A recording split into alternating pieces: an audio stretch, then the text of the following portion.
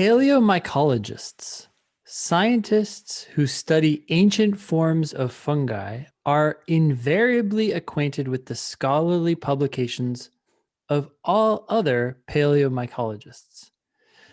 Okay, that's a strong claim, but it's Yeah. saying these particular scientists, which I've never heard of before, are invariably acquainted, which means always acquainted. So they always know about the scholarly publications of other paleomycologists. Okay, Yeah. I don't know what to make Without of the that, but invariably, I okay. guess it would have been open to interpretation, right? Like it could have been that they are sort of generally acquainted. So it's Mm-hmm. possible that some paleontologists might only know about the scholarly work of some other paleomycologists, but no, we've got invariably and all. Mm-hmm. So every paleomycologist knows the work of every other paleomycologist. Makes me wonder how many there are. Exactly. That's what I was thinking too. I was like, oh, there's 7 of these people and they all know each other. Okay, great. Yep. Okay. I don't have a lot of reaction to that except for it seems unusual, but okay. Yeah. Um, Professor Mansour is acquainted with the scholarly publications of Professor DeAngelis. Okay. Who is a paleomycologist? I can always already sense what the Right. LSAT's going to try to do with this. This Yep. person is acquainted with this paleomycologist's scholarly publications. Great. Does that mean that Professor Mansour is a paleomycologist? Mm. No. Other people can be familiar with their works as well. We know that every paleomycologist is familiar with the scholarly publications of all the other paleomycologists, but that doesn't mean me or I can't be familiar with their scholarly publications as well. So we don't really know anything about this Mansour guy, but I can just smell the conclusion here. It says, therefore, Professor Mansour must also be a paleomycologist. Nope, doesn't have to be true. That's confusing, sufficient for necessary. Yes, it confuses sufficient for necessary is the, technical name for the flaw. That's the formal Yep. name for the LSAT's most common flaw. The reason why Ben was able to see it coming a mile away is because they've done that, what, 1,000 times on the Yep. history of the LSAT, Yeah. you know? Legitimately so, probably 1,000 Yeah, times or more. because we have like 4,500 logical reasoning questions. Mm-hmm. And yeah, it's like not a stretch to say that maybe they don't do that 1/4 of the time, but they do have answer choices that invite you to do that very frequently. So it's not surprising at all that they have confused sufficient for necessary. But, even if you don't have that technical name for it, you can object on common sense grounds.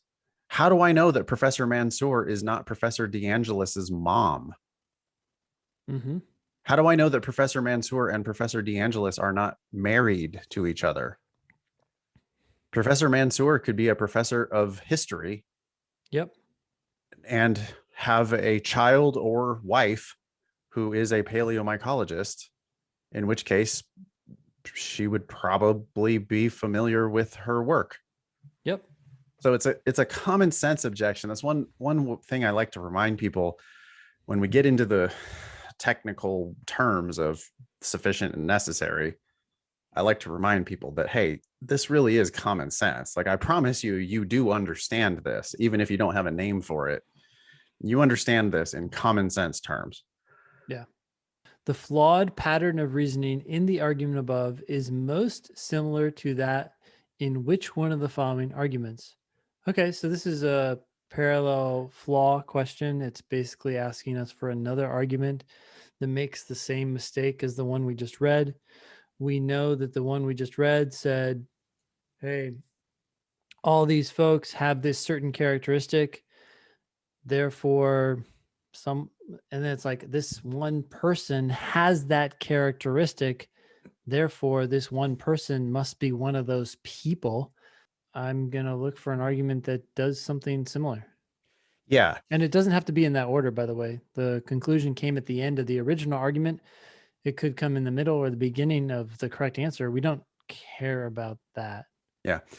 People who struggle with parallel flaw questions, it's actually a super easy thing to fix. Your problem is you have not identified strongly enough with the flaw in the first place. That's the game. The entire game is you got to know what flaw you're trying to match. Sure. You can't match a flaw if you don't know what the flaw was. So you got to get pissed about this argument. Whether you have a technical name for the flaw is kind of a secondary concern. You don't have to be an LSAT teacher. We're LSAT teachers. We can give you a name for the flaw. You don't necessarily have to have the name for the flaw, but you do have to have a common sense reaction to that argument and say, hold on a second, there are plenty of other ways that Mansour might know the work of DeAngelis. All right, I want to tackle these answer choices. Should be Yeah. fairly straightforward because we're looking for, confusing, sufficient for necessary. We have an argument to match, so it should be pretty clear here when we finally see the correct answer. Yeah. So answer choice A says, when a flight on global airlines is delayed, all connecting global airlines flights are also delayed so that the passengers can make their connections. Okay. I like it so far. It's like it's a universal claim, just like the original sentence in the original argument was a universal claim. Yep.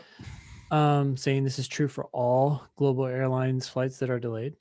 Since Frida's connecting flight on global was delayed, her first flight must also have been delayed, a delayed global airlines flight. Okay, so I feel like this is making the same mistake. Yeah. We know that if the original flight is delayed, then all the connecting flights are delayed, which is great. So does that mean though that if a connecting flight is delayed, the original also had to have been delayed? No, it may have been on time and the connecting flight was delayed just for some other reason. Some idiot spilled their coffee. I don't know. Sure, perfect.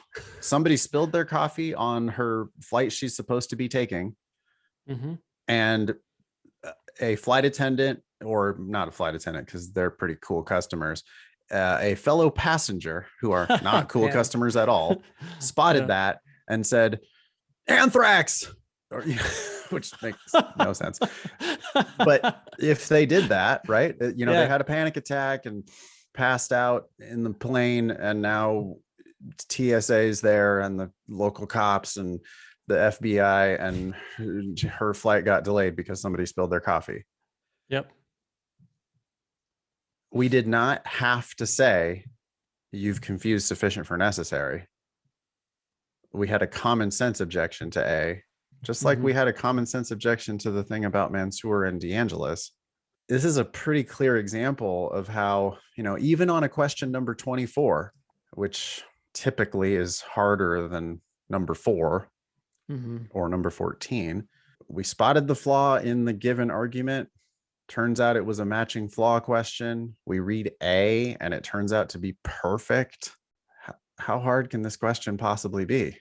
Now, to double check, we quickly eliminate B, C, D, and E. We pick A and we move on. Yeah. So B says, anytime that one of Global Airlines' local ticket agents misses a shift, the other agents on that shift need to work harder than usual. I'm okay with this so far. Like anytime, every time, basically this happens, this other thing happens. We can't dismiss it yet.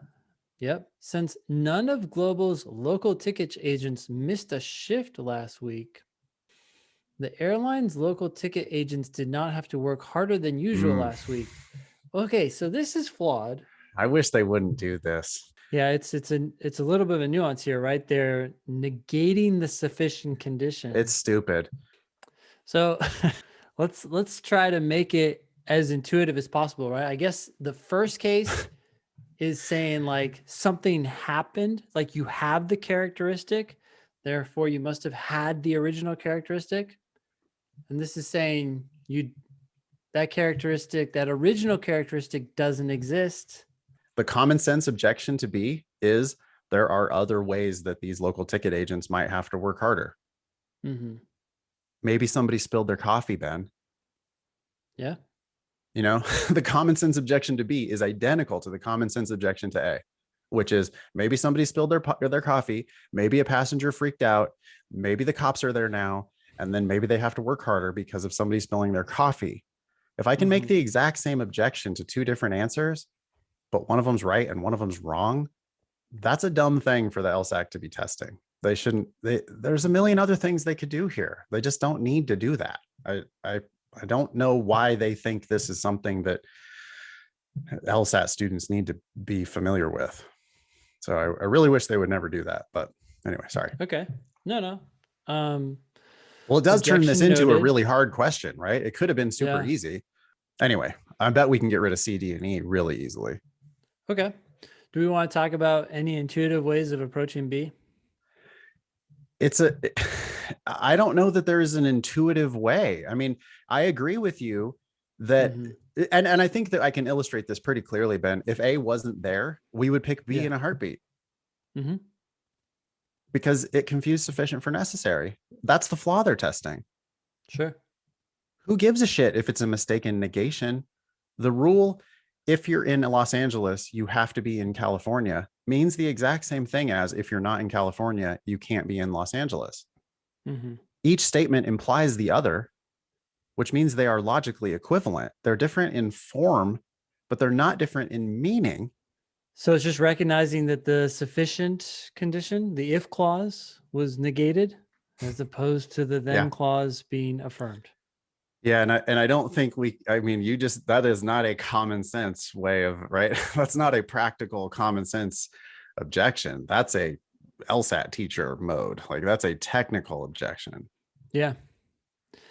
So, yeah, if you're scoring in the, what do you say, high 160s, low 170s, that's something you got to get familiar with. Unfortunately. All right, C. Anytime the price of fuel decreases, global airlines expenses decrease and its income is unaffected. Okay, so this is a little bit different from the original in the sense that there are two necessary conditions. I still don't care. Fundamentally, it's if this thing happens and this other thing is going to happen. Yeah, they still could Um, confuse sufficient for necessary. yeah, they So could. The price of fuel decreased several times last year. Okay, so this is actually affirming the sufficient condition. It's like anytime the price of fuel decreases, this thing is going to happen. And then this next sentence says the price of fuel decreased. So instead of confusing sufficient and necessary, it's actually just saying the sufficient condition. Therefore, global airlines must have made a profit last year. I mean, that's flawed. We don't know if they're going to make a profit. Well, their expenses decrease and their income remains unaffected. I guess maybe that is valid, but it's not valid because they could have been losing money to begin with. But oh, sure. Yeah. it's flawed, but it's just not confusing sufficient for necessary. So Not that's easy confusing. to So dismiss. by the end of the second sentence, you could be done, especially given our confidence in A. Yeah, as soon as they said the price of fuel decreased, then from there they can't confuse sufficient for necessary anymore because all they can do is they can either correctly apply the rule, which wouldn't be flawed, which would therefore be an incorrect answer, or they could just skip to a different topic, which is what they did here, which was profit. But that's not confusing sufficient for necessary. So that one's easy. D. All employees of global airlines can participate in its retirement plan after they have been with the company a year or more. Okay. So if you've been there for a year or more, then you can participate. That's an if then statement. That's fine with me. Galvin has been with Global Airlines for 3 years. Okay. Again, this is like C, it's affirming the sufficient condition. So I'm done. Yep. And it goes on to skip to he has to participate in the retirement plan, but the rule was he can participate. Yeah, you D says can, he not that you does have to. participate. That is a difference for sure between what you're allowed to do and what you in fact do. But it's not sufficient for necessary. So again, easy to get rid of. Yep. E, whenever a competitor of Global Airlines reduces its fares, Global must follow suit or lose passengers. Okay, it's fine. It's a sufficient condition with a necessary condition. It's an if-then statement. Global carried more passengers last year than it did the year before. Okay. Therefore, I'm going to stop here because it isn't really even denying. It's not even like if anything, it's trying to deny the necessary condition, right? I mean, it Yeah. doesn't, because the necessary condition has an or statement in it, but it's like Yeah. this is going in the We wrong don't need to direction. read any further. I mean, they're Yeah, negating half of the necessary condition. Even if they go on to negate the other half of the necessary condition, all they could that's do is valid. correctly apply the rule Yeah, or skip to some different topic. be And so flawed for some other reason. it's not going to confuse sufficient for necessary. This is the one rare question where I actually will agree with you. There are two good answers here. I mean, and it's clearly the case. If A wasn't there, we wouldn't even think twice about picking B. You're actually testing a technical difference with no logical difference. There's no, they are perfectly equivalent according to the rules of logic. You're testing the difference between a mistaken reversal and a mistaken negation, which are, that's things that like only appear in LSAT books. You didn't do this. You didn't do the contrapositive correctly. That's all it is, and it's the Yeah, same result. yeah, that's the way I teach it. You fucked up the contrapositive. Yep. Both A and B fucked up the contrapositive. They make the identical error of conditional reasoning, except for on a very superficial level, they're different. It's No, just a distinction without a difference, right? You made okay. a distinction, but there's no difference. Yeah, it's a superficial, trivial difference, and they shouldn't do that. That's dumb.